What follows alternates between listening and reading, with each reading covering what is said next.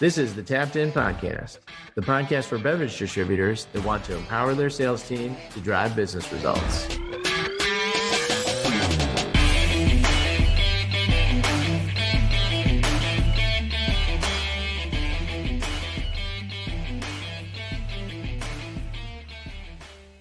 Listen up and welcome back to another episode of the Tapped In Sales Podcast, your podcast for beer distributors by beer distributors. I am your host here with Moneyball Ross and Data Mike. And because it is early January, we are going to be doing prediction episode, talking about all the things that we see for 2026 and maybe even beyond. I don't know. Who knows how this is going to come out, but I like it. I think it's fun. Mike, this was on your suggestion, so it should be a good time to kind of go through and do some, I don't think these are necessarily hot takes. I would call them kind of strategic directional bets. We've thought about this. We each came up with three. Ross is an overachiever, so he has a fourth one, of course. And there were sub points of one. I mean, come on, it was three.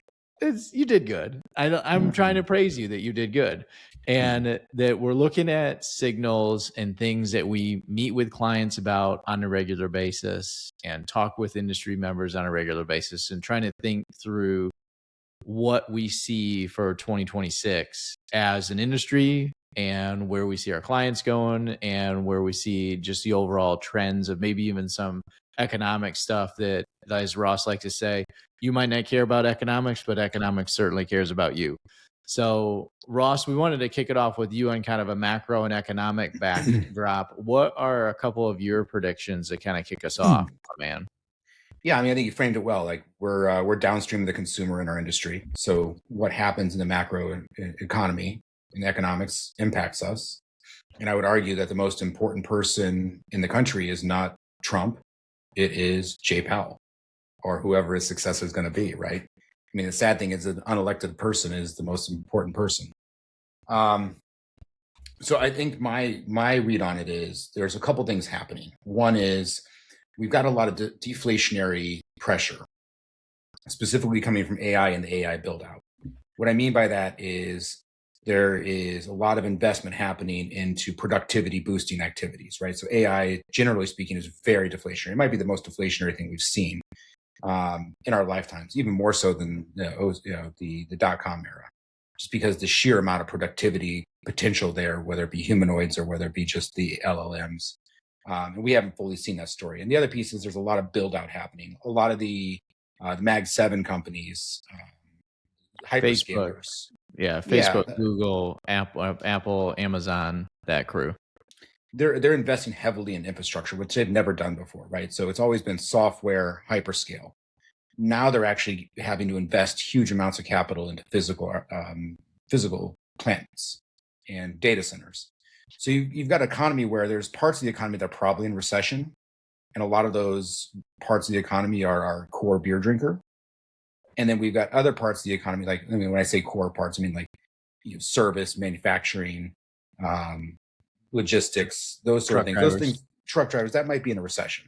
There's indications that they are. But then there's the other side of the economy, which is going red hot, hyper investment and hyper deflationary productivity gains. Construction. So like red hops like construction, some plumbers, concrete workers, people that are really participating in building this infrastructure build out. Yeah, there's parts of the economy that are certainly benefiting. Then there's the political side of this, which is it doesn't matter if it's Trump or if it was Biden or if it's Obama. Everybody wants the Fed to be easy because easy means looser money, means more wealth effect. And by wealth effect, that doesn't necessarily mean money in your pocket, unless we're talking about COVID, which they actually literally put money in your pocket. It just means that they're easing both from a interest rate perspective, think loans, more people are more apt to borrow, more money floating around. And then the other side of that too is quantitative easing, which came onto the scene in 07, 08. And just recently we saw a surprise move by the Fed into the end of the year, which is they started QE, not QE. And people could debate whatever the hell they want, what they want to call it. The reality is the Fed is printing money. I say printing money. They're monetizing debt. They're buying US-based treasuries on the short end to liquefy the system. They're saying it's because of the need for taxes and those sort of things. But at the end of the day, I mean, you're injecting liquidity into the system. It's QE, not QE. You can't call it that, just like they can never use the word transitory ever again. But from a political perspective, Trump wants easy money. Trump's going to get to choose Powell's replacement. And that's coming up, I think, in May. Anyway, it's in the spring. I can't remember if it's April or May. And how long are those appointments for? They're long. Good question. They're pretty long. They're like 10 years. Well, the irony is, guess who chose Jay Powell to be the governor? Trump did. Originally. Trump did. Yes. And then Biden reaffirmed him. But Trump's done with Powell. And Trump's also put in a Fed governor, because when, it's just like the Supreme Court, you vote in based on who's in office. And this person's dissented every single time, wanting a 50 basis point cut. So Trump's already got an ally on the board. So basically, if you're being sent to the Fed, I mean, you know what your mission is from Trump. So whoever they are Powell's 4-year terms. They are Sounds 4 right. years. They're 4-year terms. The FBI chair, I think, is 10, or the head of the FBI, I think, is a 10-year term. How convenient. One of them is long. Yep, it is 10 years. That's the FBI director is 10 years. So, my take on this is, I'm rambling on here and getting too deep in the weeds, is I think all the forces are aligned, whether they be naturally structured, the way the Fed's posturing, because I think there's liquidity issues in the system. There's a debt cycle, and we're in the 4-year kind of debt cycle. Think 07, 08, COVID, and now this. So I think there's a natural tendency to ease. I think there's a political desire to ease.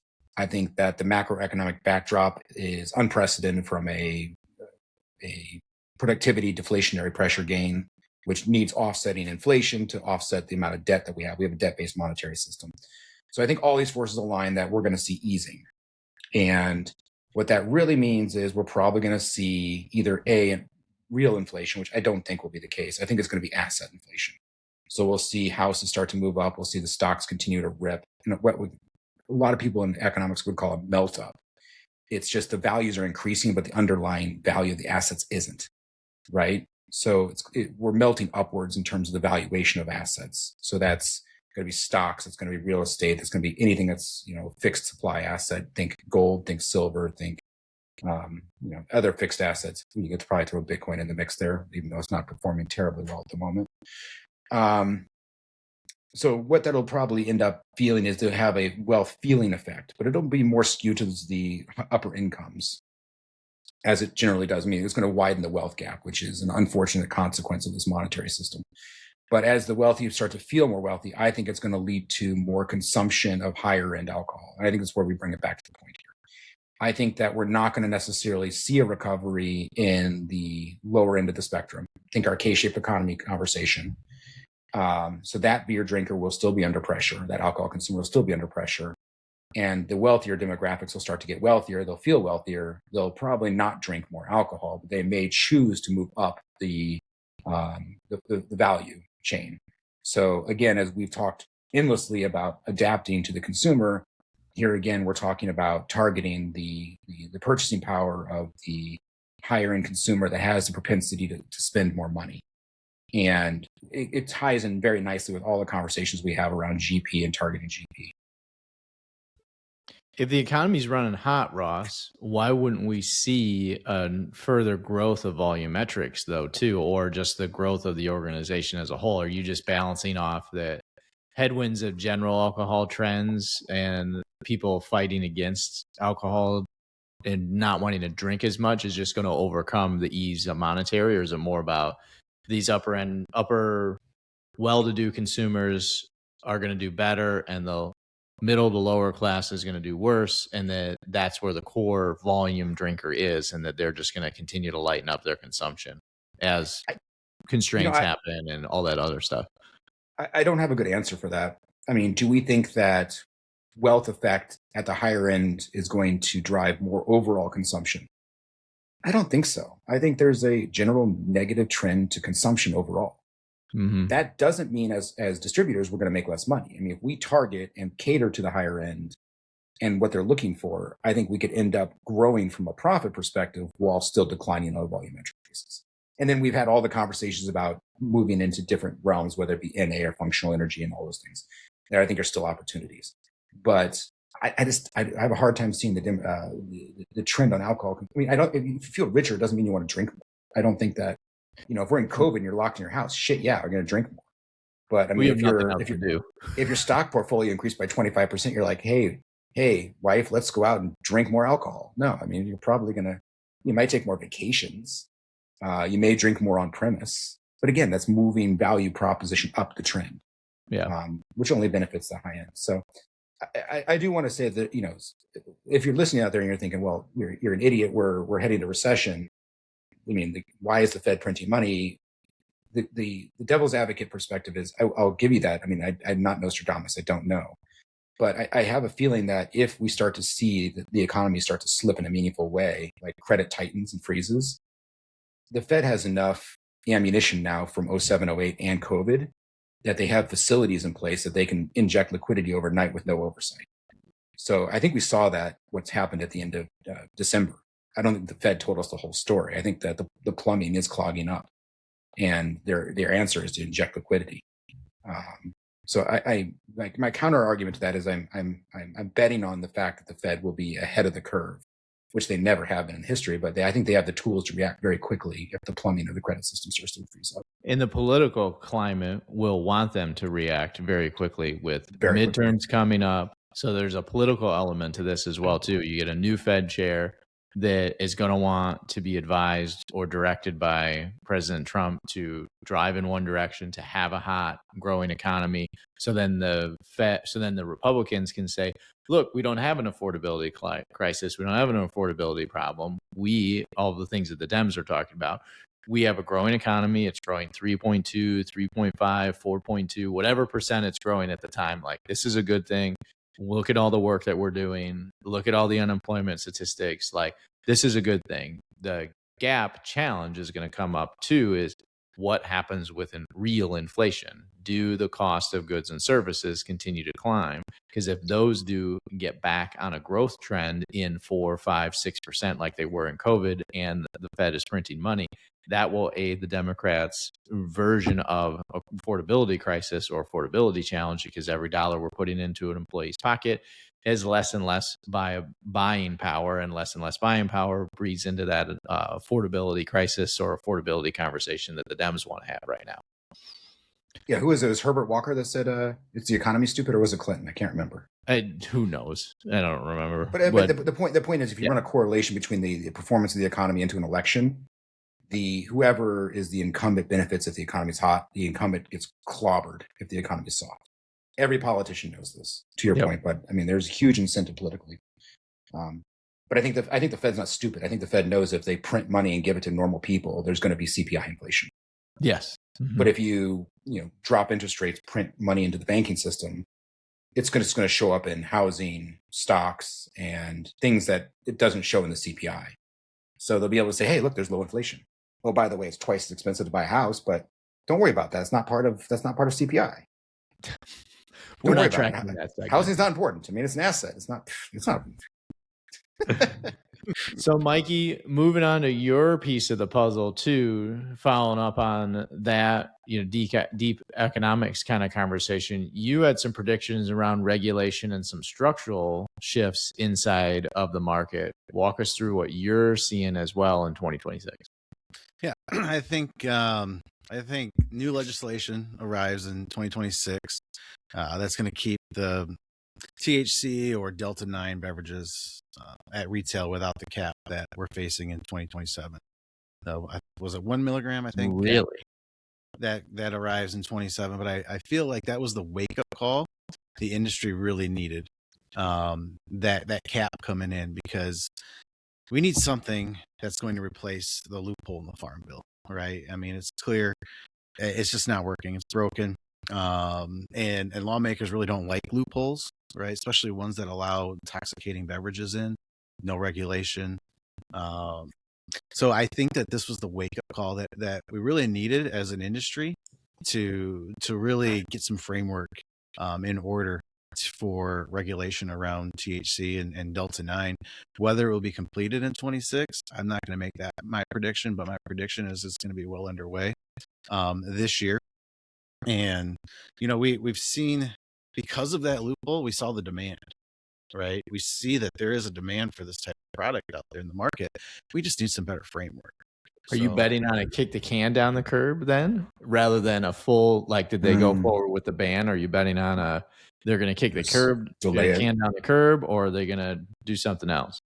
I think it's hey, we need to show you the extreme so that we can settle on a happy medium.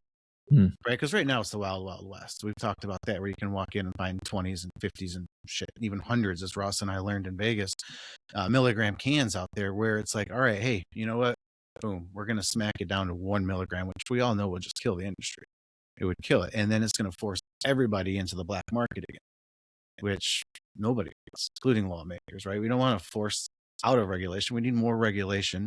And when Congress really didn't intend to create THC drinks, but now that they're here and they're at scale, right, it's creating the ban would create more problems, and it's creating a need for more regulation. So I feel like that 2027 1 milligram ban there, cap that's coming in there, it's kind of like a, hey, wake the fuck up, everybody. We need to get something else in order, right? We need some better framework.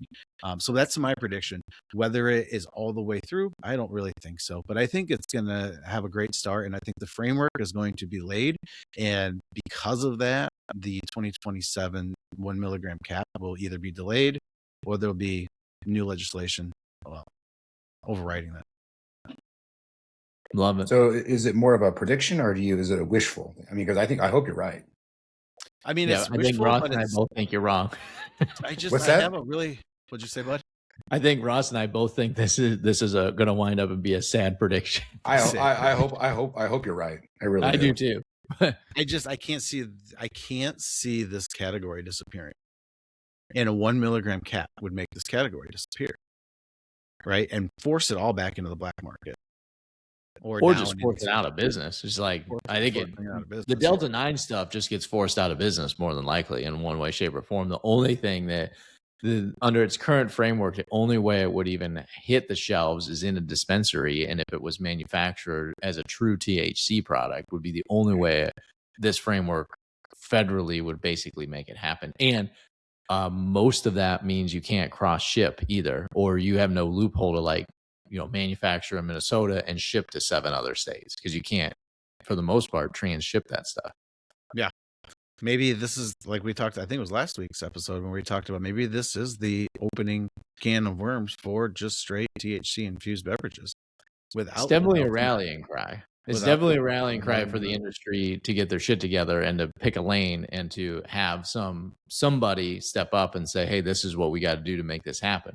Yeah. I just don't know if there's enough industry members, and this is not picking on beer distributor members. It's the THC, big cannabis, and the Delta 9 industry, enough adults in the room to actually get something done. Yeah, I agree. My prediction is that shit will start and that cap will be delayed, or something else will be in place before it goes into effect this time next year. What's your other predictions, my man? We're rolling out with me, number 2. Yep, you're in a row. You got the next 2. Nice. So I think that 2026 is the year that profit becomes more important than volume everywhere. Right. This is the year that the industry formally stops pretending volume growth is coming back and really restructures around profits, execution, and efficiency instead, because I mean, declines can no longer be blamed on weather, inflation, COVID. This is the year that we kind of really, really just accept that stable to declining volume is the new permanent, right? I mean, we've talked about it and we've had a lot of different reasons of why the volume is declining, but it's here to stay. And I think continuing, I mean, this is, I guess, a side part prediction, but I think continuing to 26, we're going to see a -5+ volume trend continue through the industry for the entire year.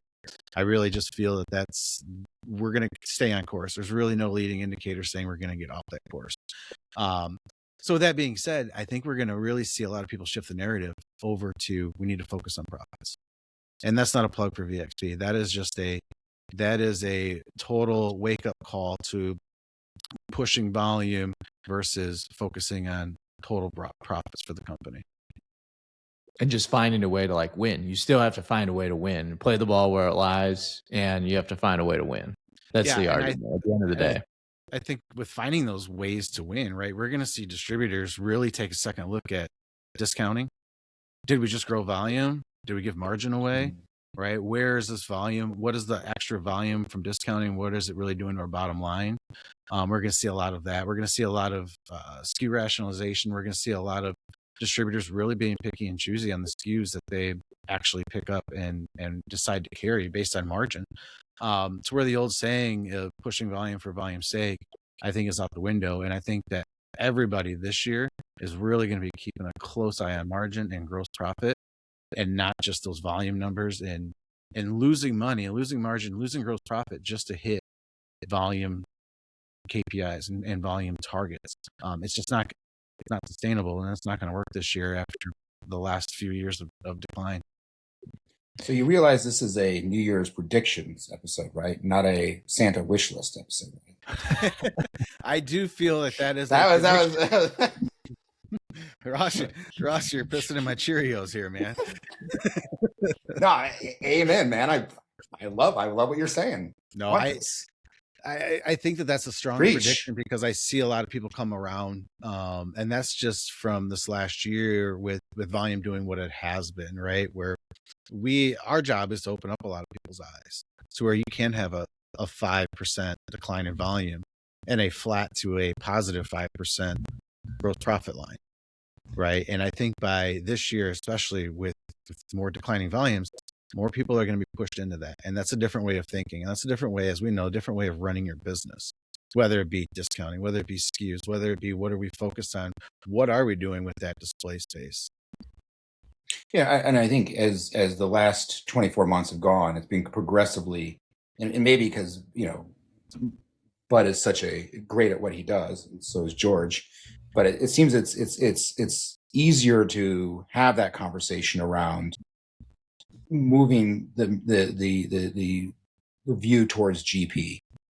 I feel like it's an easier conversation, an easier sell now to the management ownership of these distributors. Would you say that's true, Bud, or would you just say you're just amazing?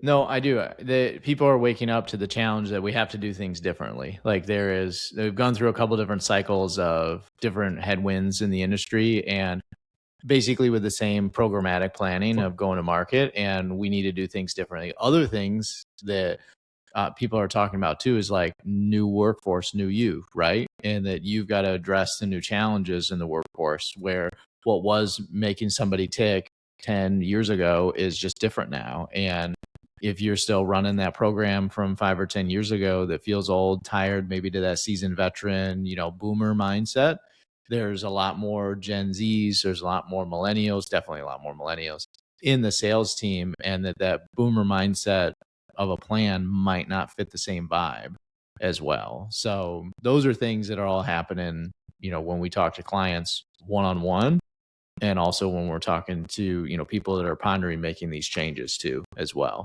And I feel like there's more urgency to get live too. And historically, as we've onboarded customers, it's been a little bit more skewing towards more defensive in terms of conservative. Conservative. Now it's, hey, maybe we need to push back another month. It's like, absolutely not. We need to get live because, we're missing out on the benefits here. Of pushing another 20, 30, 40 cents a GP per case. Take advantage. Yeah. Yeah. So I've noticed that shift too. There's more urgency around it.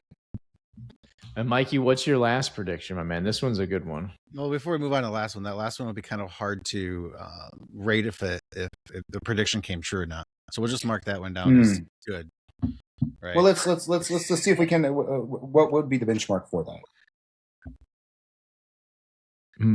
I mean, we're gonna have to like feel through the benchmark for that. Like, do people in 2026 are they more apt to make those decisions with or without us as well? We're one of the guiding principles around moving in this direction. But if more and more folks are considering doing it on their own or already coming to us thinking about that, that would be the way that I try to settle that bet or settle that score. Because I would say Mike's already right based on what I said. Yes. So he's just going to, how do we measure that he's even more right in 26? And might have to take the win. Mike's just always right. We just have to put that down. Put that down in your I love it. I love it. I love it. So number 3, a bold one, but hear me out. My number 3 prediction is that Anheuser-Busch makes a serious move to acquire Surfside RTDs, right? And I was expecting more feedback from you guys. That's why I had that long pause right there, a little Well, if you gap. wanted shock and awe, you shouldn't have sent it to us ahead of time. Well, still, but I think there's a couple things that go into this prediction for me, at least. Is one, fastest growing category last year, one of RTDs, right? And I don't think that's going to slow down at all coming into 2026. I think RTDs, especially spirit-based RTDs, are going to still dominate. They're going to require more space, right? There's going to be more players come into the game, and the consumer really, really wants a clean, no artificial flavor, no malt based, just a clean spirit-based drink, right? We've seen the consumer really gravitate towards that. We also know Anheuser-Busch is starting to acquire other RTDs, right? I mean, probably by now, pretty final on the Beatbox news coming. So, on Anheuser-Busch's side, it's the old, hey, if we can't beat them, let's delete them, let's buy them, right? They really never made a run at a Beatbox type package, right? They just knew that, hey, Beatbox is out there, they're the category leader, we want them. Right. Surfside was first to market for any kind of vodka tea. They were the White Claw malt based crown on the category of vodka teas, right? They basically crowned it, coming in strong, nice, clean, crisp flavor. They also have that branding. When you see their brand, you know their brand. Now, Anheuser-Busch tried to copy that, right? And sorry to a lot of Anheuser-Busch distributors that are listening, but it did fail. It wasn't a very strong second place into the category. And we also know that there's a lawsuit, right? So the elephant in the room is the lawsuit where Surfside is suing Anheuser-Busch over copyright infringement over the label, saying it's too close for comfort. They copied their label, right? So, and I think in Surfside's words, they're saying you copied us because we're winning. And everybody knows that Surfside is really winning in that category. And for Anheuser-Busch, you really don't copy brands that you want to ignore. You want to copy the brands you want to replace. And in their world, if they can't replace it, then they want to buy it and add it to their portfolio. So I do think that we'll see a strong push for that acquisition as well. The alignment with and the response from the Anheuser-Busch wholesaler or from the Anheuser-Busch attorneys is hilarious too. It's like, we didn't copy you, we copied our own stuff in Cutwater. And it is funny how all three of them are so very similar. And the stripes on Surfside and on Skimmers, and then the V with Cutwater, and like I can see how everything's all aligned on across the board. I can see what Surfside's saying. I can see what Anheuser-Busch is saying. I think at the end of the day, it comes down to, is the settlement through acquisition is what your prediction is, or do they settle it in some other way, or do they take it all the way to trial in one way, shape, or form? No, I think the purchase is it's not because of the lawsuit. I think the purchase is because of the brand and the positioning of the brand, and it's a way out of the lawsuit as well. Yeah. But I mean, look at what AB has done over the course of the last year or two, right? I mean, Cutwater, huge, one of the biggest, fastest growing RTDs out there. They've just purchased the Beatbox, right? They're really positioning themselves into what could be the next big push in the alcohol industry, right? If we're losing beer volume and RTDs are winning year over year, and we've really, I mean, their success has been around since malt-based RTDs of White Claw, right? We've just progressively gotten better, cleaner taste, better ingredients, some would say, spirit-based, and full flavor cocktails in a can that are very consistent. So I feel like the market is moving that way. I think Anheuser-Busch is really trying to strongly position themselves to be the leader when it comes to that segment. And that would be a really bold move for them, and a good move for them, because they really don't have anything in that category. And I mean, back to the lawsuit real quick, Ross, sorry to cut you off, but no, bro. I think what really speaks boldly in that lawsuit is that if they did copy that can, right, that goes back to what we've always said: branding. You have that can in your hand, you know people around you know what you're drinking, right? It's not as much as the fluid as the authenticity of the brand and what you are drinking, what that represents. And you can't recreate that. You can't buy that through distribution, right? I mean, that's something you just can't go out and buy unless you buy the whole brand. Only question, I mean, I think you're absolutely right, Mike, from a logical perspective. I mean, obviously, AB wasn't making the growth inroads that they needed to against the brand. And obviously, Surfside saw AB as a threat. So that's your perfect mix of a deal. But the question is, now that it's become legal, is there too much bad blood? Great question. And you know, you can never underestimate people's egos. And ego gets in the way of business more often than it should. But again, I think you're absolutely right, Mike. This is a slam dunk in terms of what it should be. It makes a lot of sense. The piece that I am going to throw at this is when you put it together, like the network alignment will become a big piece of this. Like how much network alignment matters when you do a deal like this, or if you do a deal like this. And if you can get over the ego, if you can get over, because you have to settle the lawsuit or end the lawsuit before you could even move forward with a closure. So if the lawsuit magically gets dropped, we know that something's going on in the background because they won't do a deal or close. It won't be clear to close until that lawsuit's settled out. So one way or another, the lawsuit's got to get dropped first. That'll be the telltale sign that something's going on. And then we'll hear the news of something going on after that, for sure. Which leads into a little bit of my prediction around, I think that Molson Coors' new CEO, Raul, and Molson Coors in general, they get off their ass and they buy carbless. They've been talking about how they're going to buy something. They've been talking about how they're going to buy a piece of the puzzle or just anything at all. They've only bought a few things. They've been small, some whiskey drinks and everything else. They have the Molson Coors portfolio is incredibly weak in the high end and is incredibly weak in the RTD space as well. And what I love about carbless for them over any of the other RTDs that are out on the market is that it's big, it's growing, it has stickiness.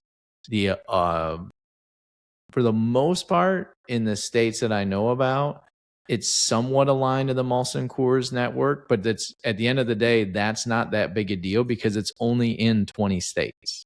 So it's a little bit like Yingling's joint venture, right? Where they are used to doing something like this, where it's been done in other states, it's doing well, and now they can take it to the rest of the country, leveraging their capabilities and their network and their alignment of the other areas in the country where they don't have to worry about much alignment in distribution.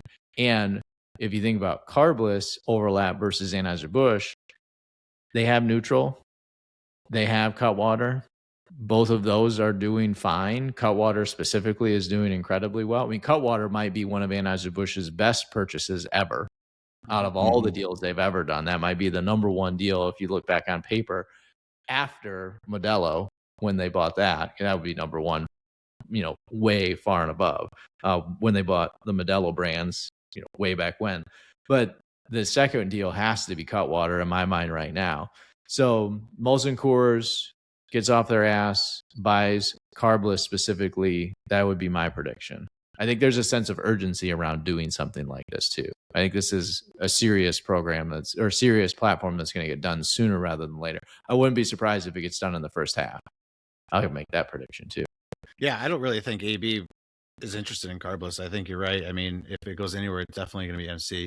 I think AB still has way too much hope in neutral, being the number one. And I mean, the old classic case, if you can't beat them, delete them. But I don't think that's going to come into play with carbless with them. Well, and my spidey senses tell me that they're not so much as worried about being like the number one killer or getting rid of High Noon or really tackling that market. I think they really like that they're number one in that even more premium market in the canned cocktail space, like the genuine canned cocktail space of Cutwater that's created. Because they would argue in some of their languages, like the neutrals, the High Noons, that is just a ready to drink cocktail. but it's not a cocktail in the can. It's not a 2-shot. It's not the 14 or 15% alcohol. It's not carefully crafted. That's something of a different color. A horse of a different color is what they would argue.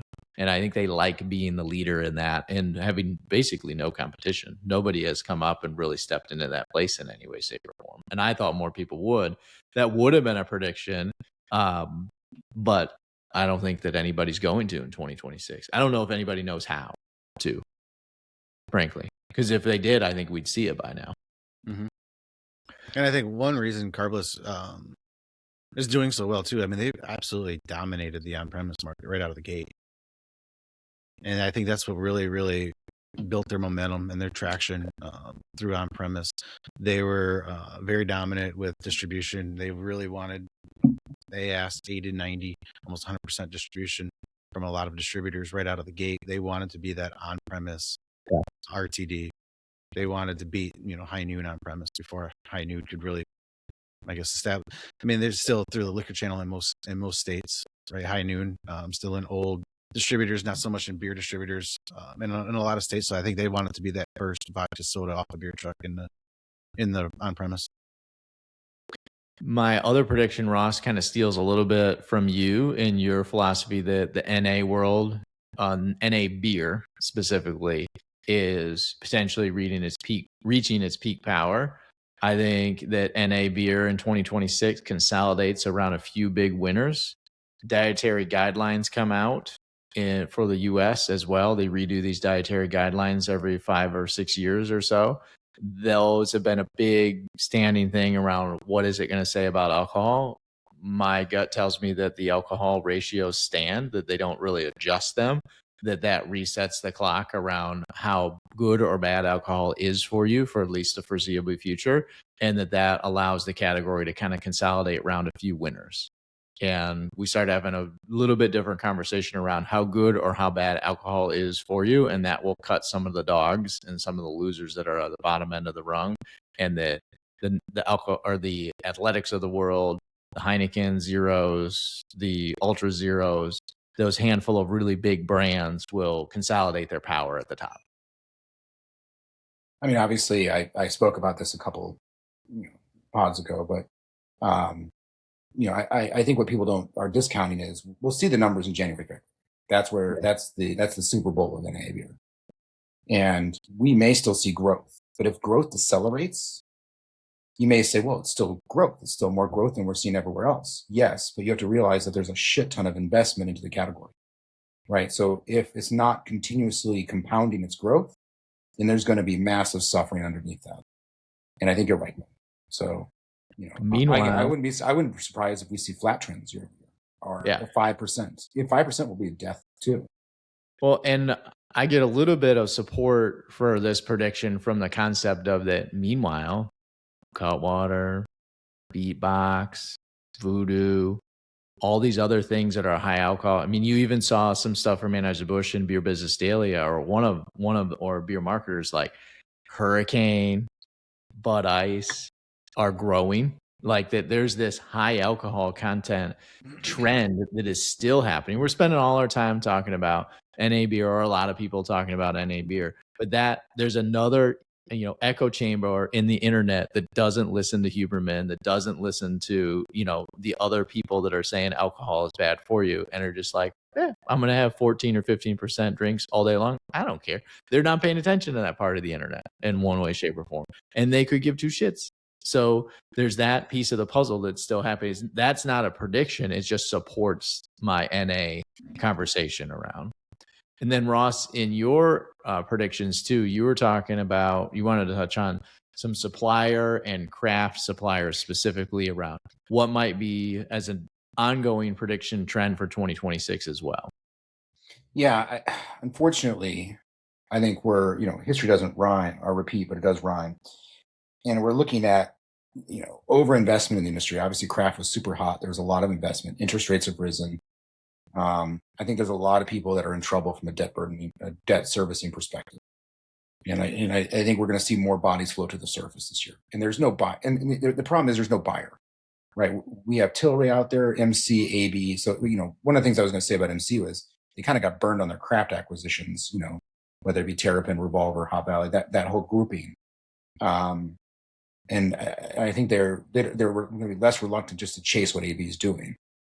But then you said the joint venture thing, and that makes a hell of a lot of sense because that allows Carlos to go nationwide.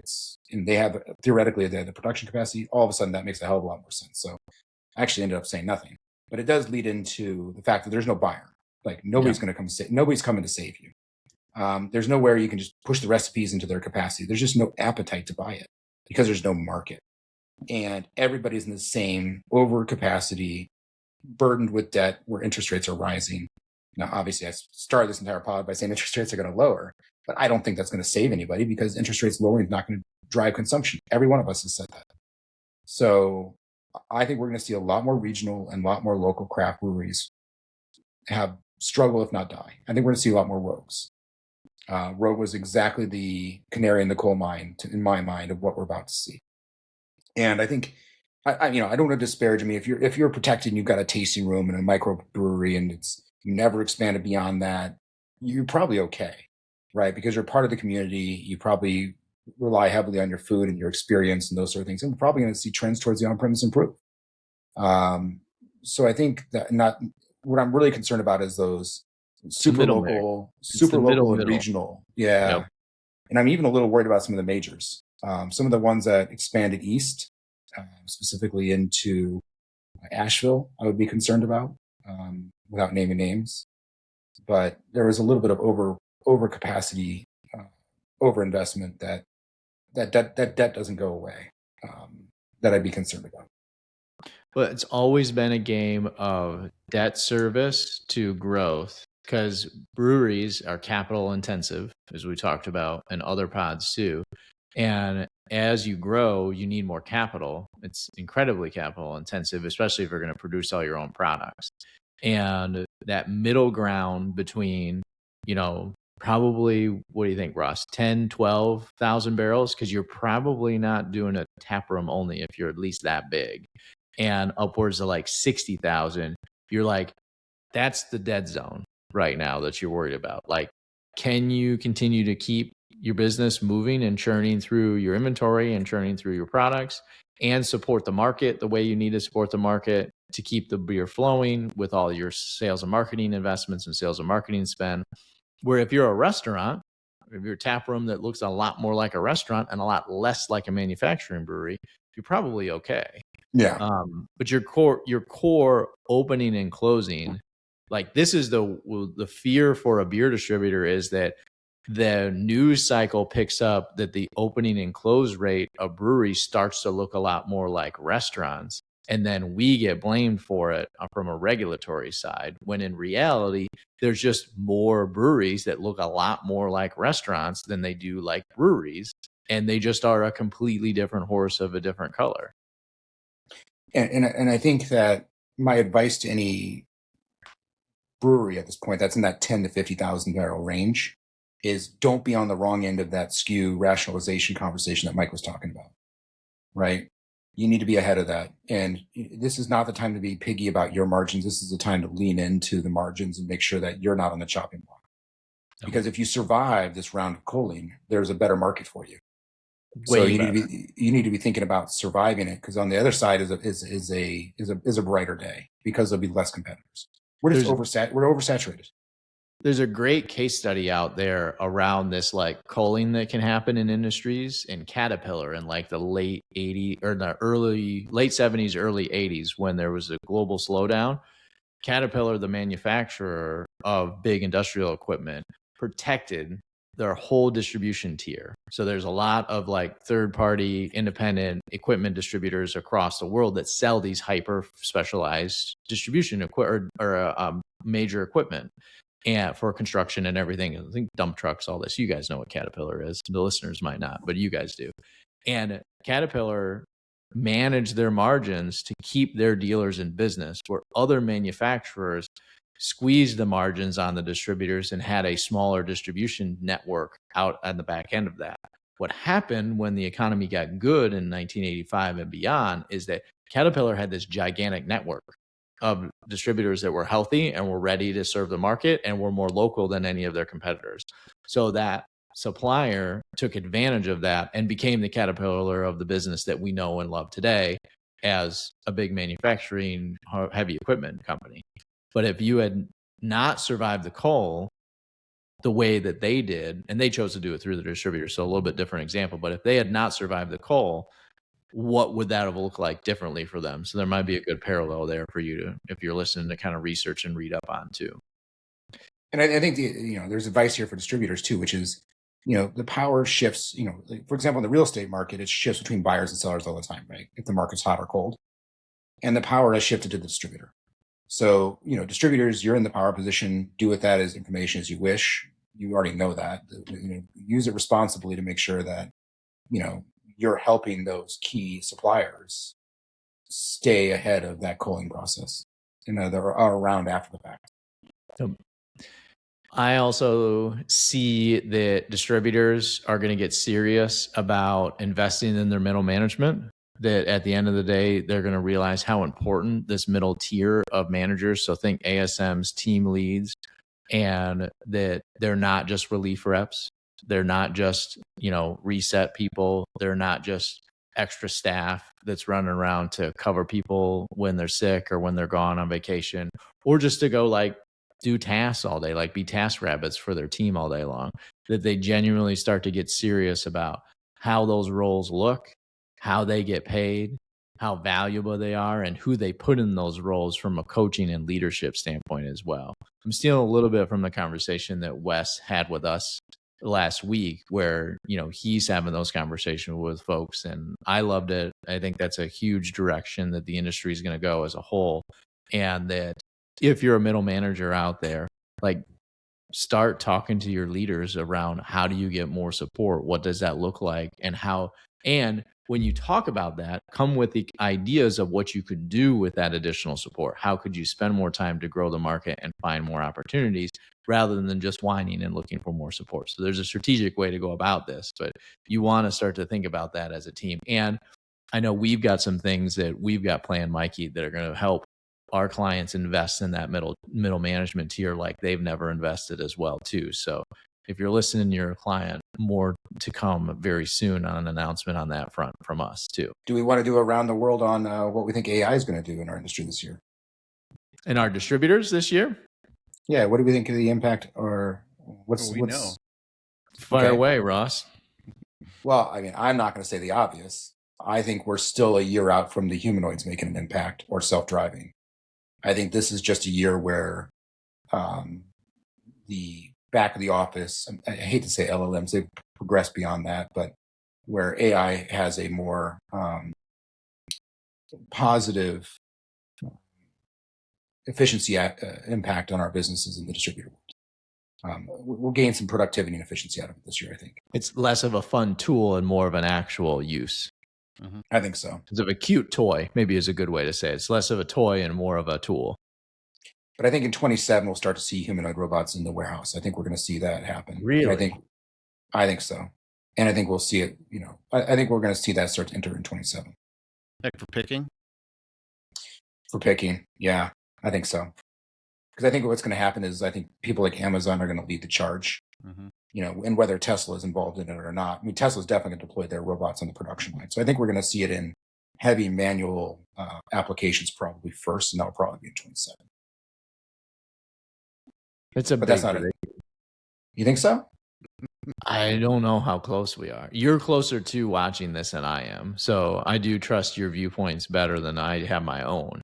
I just don't know. I didn't think we were that close. Having a robot walking around. I'd love one. I think it'd be awesome to have at home. I'm ready for the iRobot, I'm ready for the red light iRobot. Oh, man.